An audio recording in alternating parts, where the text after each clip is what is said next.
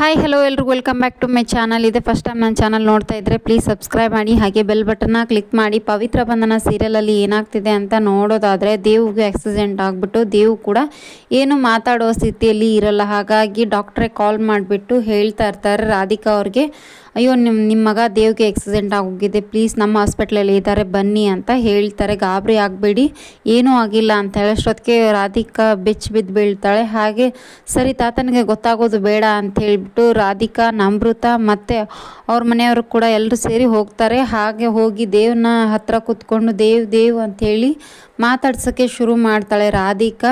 ಅಲ್ಲಿ ನಮೃತ ನಿಂತ್ಕೊಂಡು, ನೋಡು ದೇವ್ ನಾನು ಬಂದಿದ್ದೀನಿ ಅಂತ ಹೇಳಿಬಿಟ್ಟು ನಮೃತ ಅವರು ಹೇಳ್ತಾ ಇರ್ತಾರೆ. ಅದೇ ರಾಧಿಕಾ ಅವರು, ಯಾಕೋ ದೇವ್ ಏನ ಮಾಡ್ಕೊಂಡಿಯೋ ನೀನು ಅಂತ ಕೇಳ್ತಾ ಇರ್ತಾಳೆ.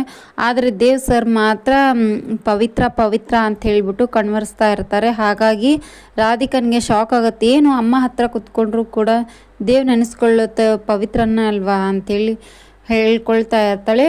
ಹಾಗೆ ಪವಿತ್ರನ ಇಲ್ಲೇ ದಿನ ದೇವ್ ನಾನು ಎಲ್ಲೂ ಹೋಗಲ್ಲ, ಪ್ಲೀಸ್ ನೀವು ಹುಷಾರಾಗಿ ಅಂತ ಹೇಳ್ತಾ ಇರ್ತದೆ.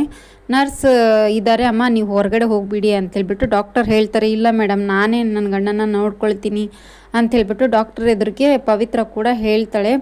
ನಿಮ್ಮ ಇಂಥ ಸೊಸಿನ ಪಡೆಯೋಕ್ಕೆ ಪುಣ್ಯ ಮಾಡಿದೆ ರಾಧಿಕಾ ಅವರೇ, ತುಂಬ ಚೆನ್ನಾಗಿ ನೋಡ್ಕೊಂಡಿದ್ದಾಳೆ ಪಾಪ ಪವಿತ್ರ ಅಂತ ಹೇಳ್ಬಿಟ್ಟು ಡಾಕ್ಟರ್ ಹೇಳ್ತಾ ಇರ್ತಾರೆ.